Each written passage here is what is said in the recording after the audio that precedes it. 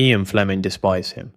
When the producers of Dr. No told Fleming they had found their Bond, a 31-year-old Scotsman who had spent his early 20s polishing coffins and delivering milk, the author's reaction was not enthusiasm.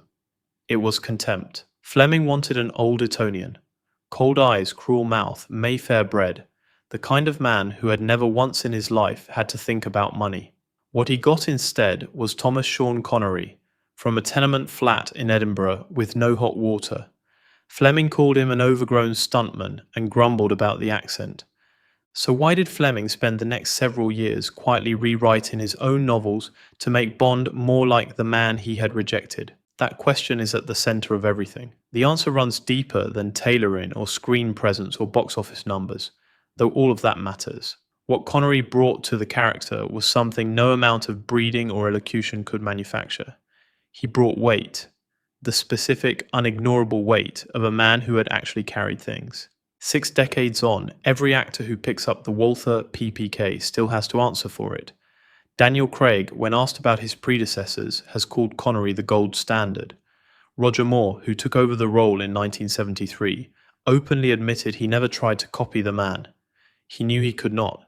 Even the films made after Connery left carry the shape of what he built.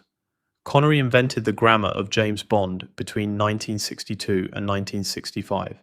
And every performance since has been a variation on what he put down then. Thomas Sean Connery was born on the 25th of August 1930 in a tiny tenement flat on Fountain Bridge in Edinburgh. His father Joe drove a lorry and worked in a rubber factory. His mother Effie cleaned houses. Money was tight, the flat had no hot water, and young Tommy, as the family called him, was delivering milk for the St. Cuthbert's Cooperative Society by the time he was 13. He left school at 13 as well. No drama lessons, no elocution coach, no posh boarding school connections, none of the things you usually find in the biography of a man who would eventually play the suavest secret agent in fiction. He joined the Royal Navy at 16 and was discharged on medical grounds because of stomach ulcers. After that came the string of jobs that reads, in retrospect, like the biography of a man accumulating texture. He polished coffins. He laid bricks. He modelled at the Edinburgh College of Art for students who needed a sturdy nude. He worked as a lifeguard at the Portobello swimming pool. Somewhere in all of that, he started lifting weights.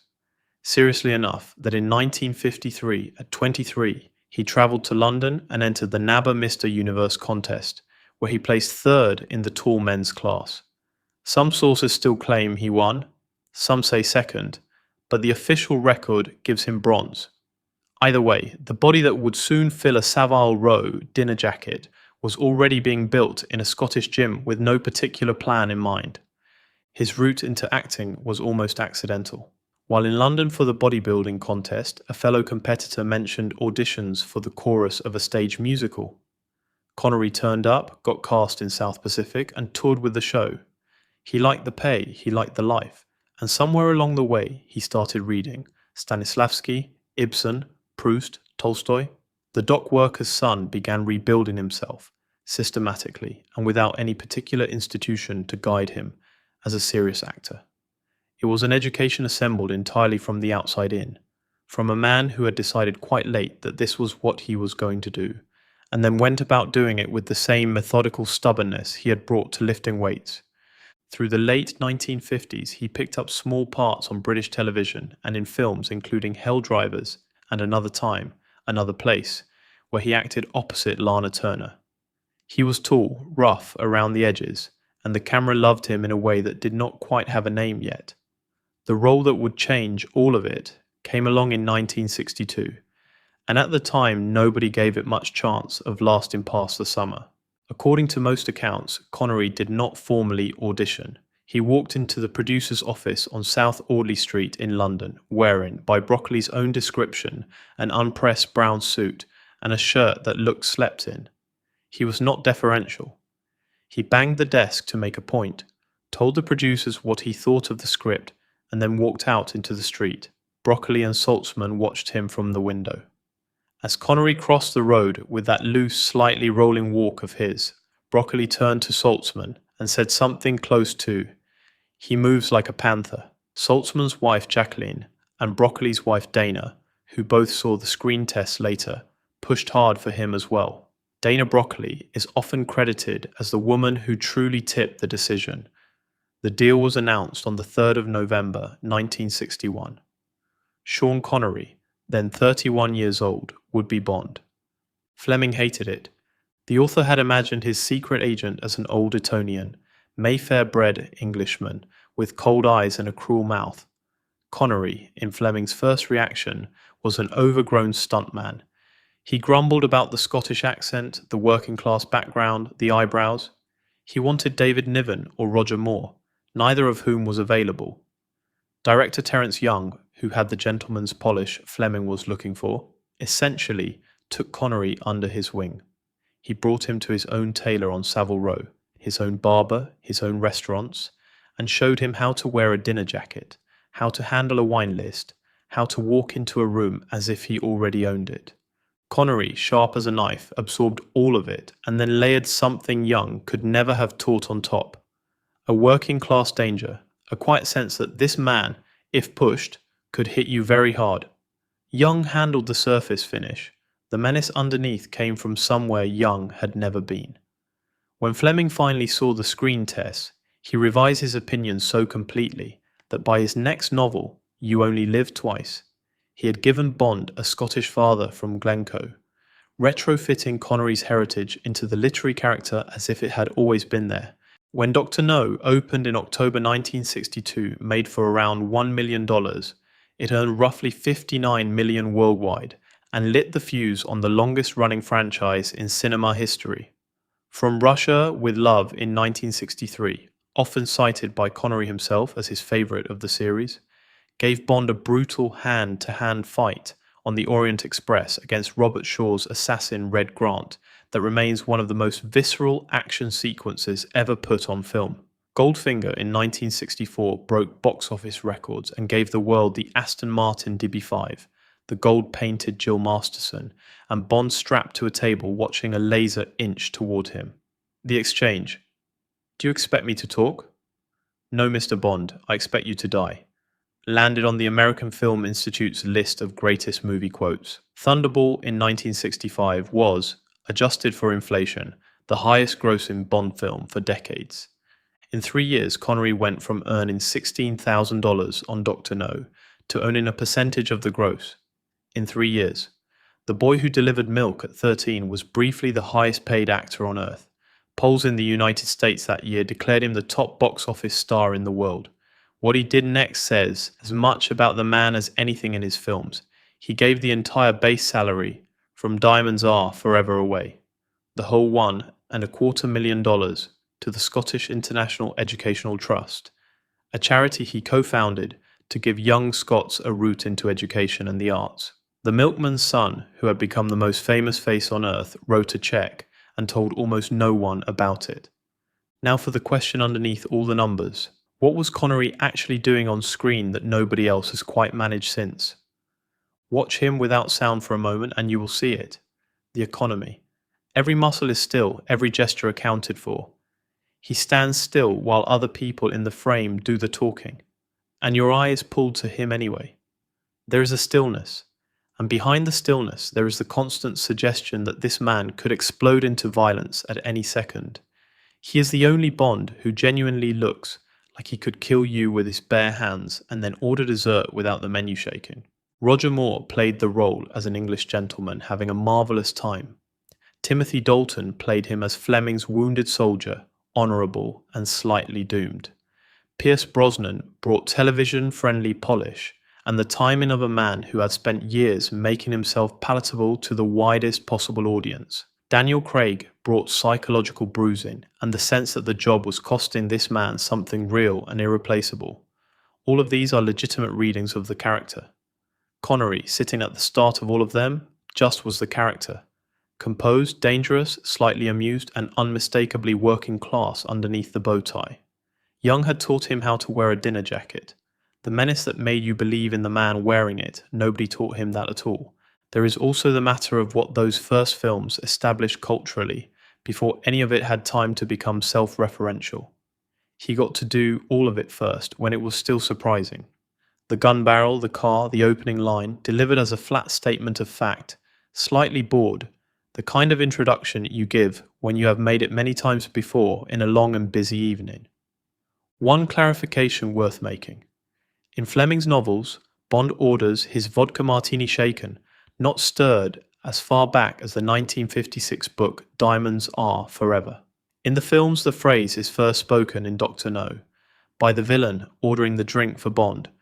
The line, as everyone now pictures it, with Connery himself looking up at a bartender and saying it as a casual order, is fully delivered for the first time in Goldfinger. By the third film, it was already a cultural shorthand. By the fourth, a marketing engine. The still photograph hangs in the Imperial War Museum in London as a document of cultural history, a record of what a single image could mean to popular culture in 1962, filed alongside documents of war and consequence. Connery's reaction to her entrance, unhurried, appreciative, entirely in control, set the template for every such moment the franchise produced afterwards. But the woman who genuinely matched him was Honor Blackman as Pussy Galore in Goldfinger. Blackman came to the film fresh from playing a judo expert in the British television series The Avengers. She was older than Connery in real life, fluent in unarmed combat on screen, and given lines that let her push back in a way none of the Bond women before her had been. Every other woman in the series up to that point had stood beside Bond. Blackman pushed.